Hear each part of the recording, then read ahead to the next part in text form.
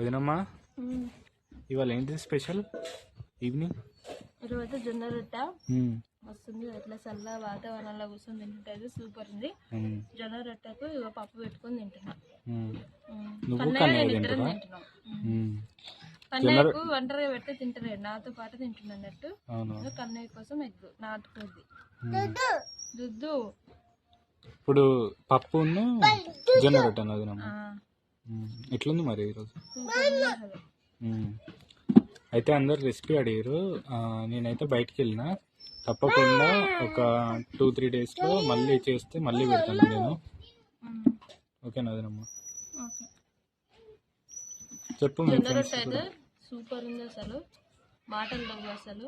Chicken కూడా చికెన్తో తిన్నా ఇంత టేస్ట్ ఉన్నది. పప్పు అయితే సూపర్ ఉంది. కన్నయ్య కూడా తింటుందంటే తిన్నాను నేనైతే.